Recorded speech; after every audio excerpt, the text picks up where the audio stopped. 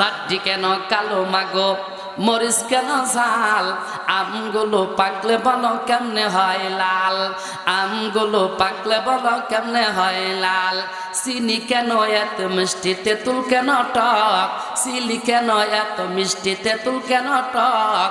কোকিল কেন কালো, এত ফর্সা কেন বক, কোকিল কেন কালো, এত ফর্সা কেন বক। সারা বছর ব্যাঙগুলো সব চুক্তি করে থাকে, সারা বছর ব্যাঙগুলো সব চুক্তি করে থাকে। বাদলা মেঘের পানি পাইলে ক্যাকু ক্যাকু ডাকে, কথা ঠিক কিনা? সম্মানিত মুহতারাম, এমন একটা জান্নাতের বাগানে আল্লাহ পাক আপনাকে আমাকে বসাইছে। আমরা মানুষ কম হতে পারি, আল্লাহর ফেরেশতা কিন্তু কম না। আল্লাহর ফেরেশতারা একজনের কাঁধে বর করে আরেকজন, আরেকজনের কাঁধে বর করে আরেকজন, আল্লাহর আরশ মহল্লা পর্যন্ত পৌঁছে গেছে। আল্লাহ বলেন, বান্দারা রে, ও ফেরেশতারা তোমরা কোথায় থেকে আসলা? ফেরেশতারা বলেন, আল্লাহ অমুক জায়গার ভিতরে তোমার কিছু বান্দা কুরআনের আলোচনা করতেছে আর শুনতেছে। আল্লাহ বলেন, ফেরেশতারা রে, তারা কি চায়? ফেরেশতারা বলে, আল্লাহ তারা জাহান্নাম থেকে মুক্তি, জান্নাত চায়। আমার আল্লাহ বলেন, ও ফেরেশতারা রে, তোরা সাক্ষী থাক, আমি তাদেরকে জাহান্নাম থেকে মুক্তি করে জান্নাত দিয়ে দিলাম। বলেন সুবহানাল্লাহ।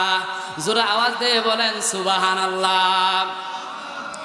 আল্লাহ বড়, আল্লাহ বড়, এক আল্লাহর ইবাদত করো।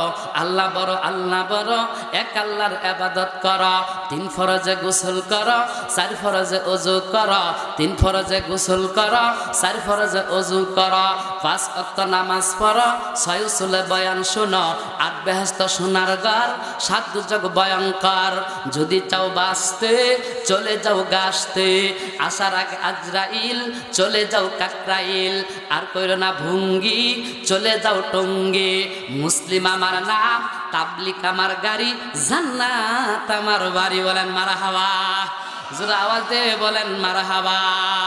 ও সম্মানিত মুহতারাম, ফেরেশতারা ডাক দিয়ে বলতেছেন, আল্লাহ ওই মাহফিলের মধ্যে তোমার একজন বান্দা নিজের প্রয়োজনে এসেছিল গো আল্লাহ। আল্লাহ তুমি ওই বান্দারেকে তুমি মাফ করে দিবা। আমার আল্লাহ বলেন, ও ফেরেশতারা রে, ওই জান্নাতের বাগান এমন একটা দামি বাগান, ওই বাগানের মধ্যে যদি কোনো বান্দা নিজের প্রয়োজনে আইসাও যদি বসিয়া যায়, আমি তারে খালি হাতে ঘুরাই না, তারেও জান্নাত দিয়ে দিলাম। বলেন সুবহানাল্লাহ। 70,000 প্রকার হবে নাস্তার খাবার, হুরহুরিরা গাইবে কত মিষ্টি মধুর গান, গালে মুখে চুমু দিবে আর কত কি, ওই নিয়ামত পাবে যারা হবে জান্নাতি। বলেন মারহাবা। ও সম্মানিত মুহতারাম, আমার পর্দার আড়ালের মা গো, এমন একটা জান্নাতের বাগানে মা গো বসেছি। এই জান্নাতের বাগানের মধ্যে কোরআনের আলোচনা করা হয়। কোরআন এত দামি কোরআন গো, আমার নবী যে হাদিসের মধ্যে বলেন, যারা কোরআনের মজলিসের মধ্যে বসবে, যারা কোরআন মানবে, যারা কোরআন মেনে চলবে, কাল কিয়ামতের ময়দানে এই কোরআন ওই বান্দাদেরকে সুপারিশ করে জান্নাতে নিয়ে যাবে। বলেন সুবহানাল্লাহ। কহত কিছু পড়লারে বন্ধু, কহত কিছু পড়লারে বন্ধু, কোরআন পড়লা না, মইরা গেলে জান্নাতে যাওয়া এত সোজা না। কথা ঠিক কিনা বলেন? সময় থাকতে কোরআন পড়ো, আল্লাহ নবীর রাস্তা ধরো। সময় থাকতে কোরআন পড়ো, আল্লাহ নবীর রাস্তা ধরো। সময় চলিয়া গেলে ফিরা পাইবা না। কত কিছু পড়লারে বন্ধু, কোরআন পড়লা না, মইরা গেলে জান্নাতে যাওয়া এত সোজা না। কথা ঠিক কিনা? আমাদের কোরআন পড়ার দরকার আছে না নাই?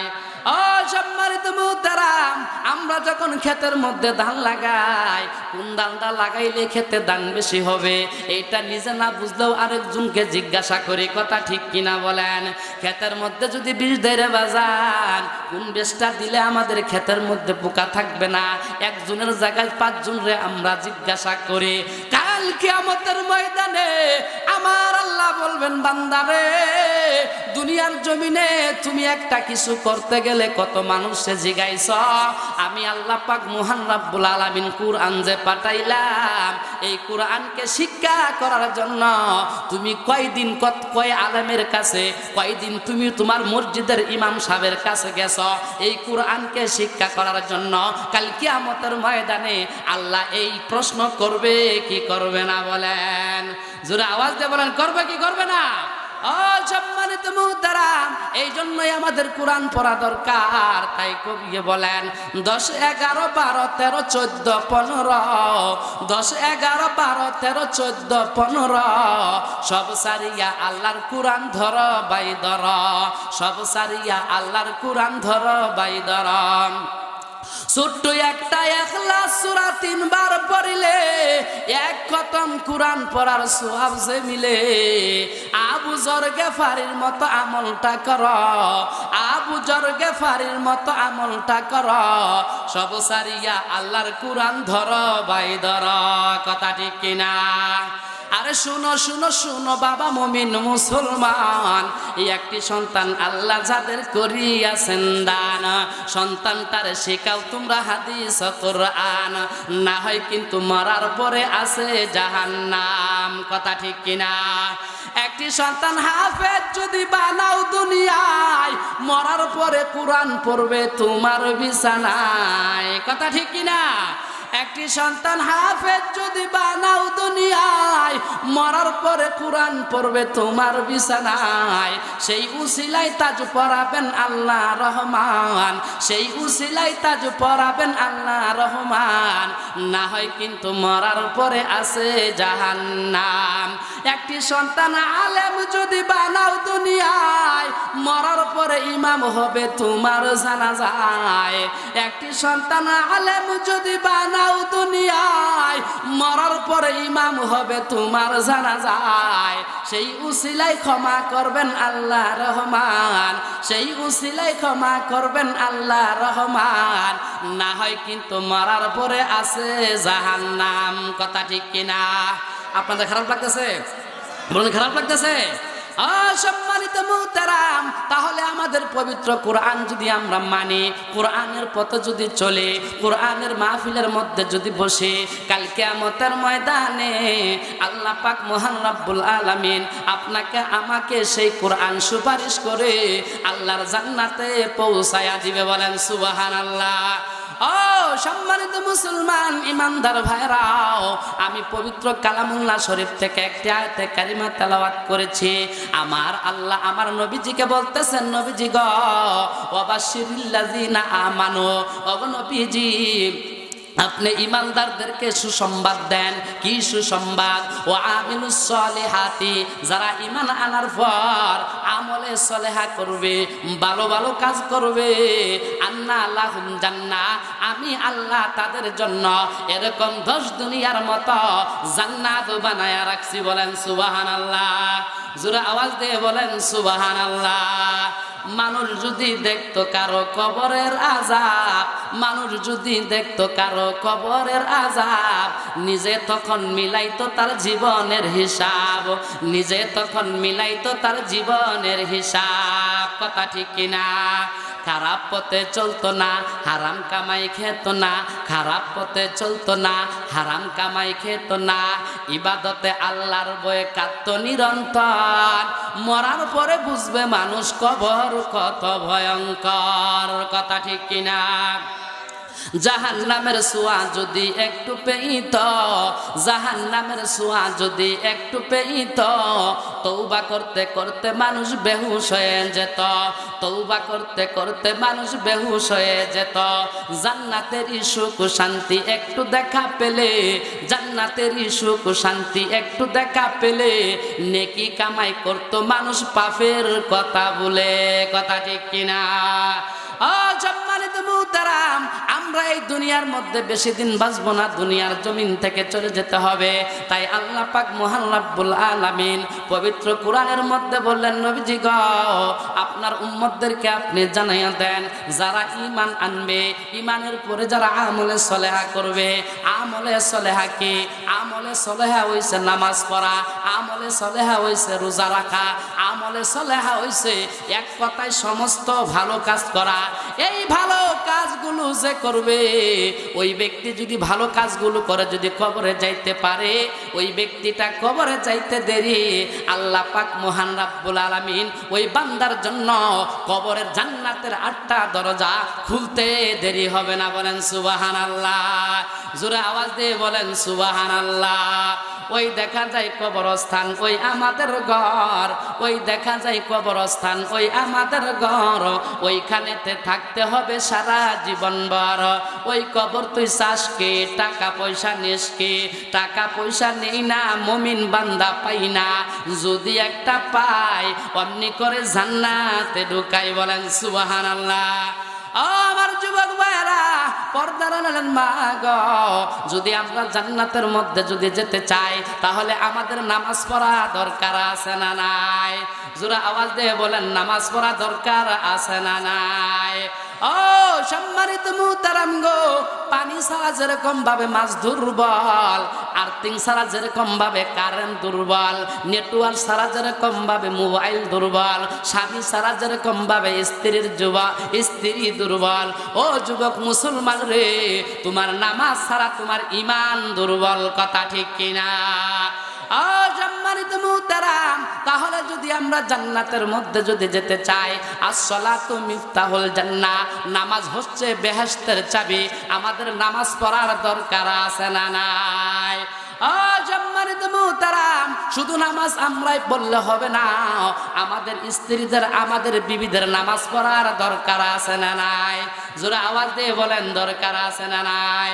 ও সম্মানিত মুহতারাম, পর্দার আড়ালের মা গো, আমার নবী হাদিসের মধ্যে বলেন গো, আলমারআতু ইজা সাল্লাত খামসাহা, যে মহিলা 5 ওয়াক্ত নামাজ আদায় করবে, ওয়া সামাদ শাহরাহা, যে মহিলা রমজানের রোজা রাখবে, ওয়া আহসানাত ফারজাহা, যে মহিলা নিজের চরিত্রকে হেফাজত করবে, পর্দায় থাকবে, ওয়া আতাত বালাহা, যে মহিলা স্বামীর খেদমত করবে।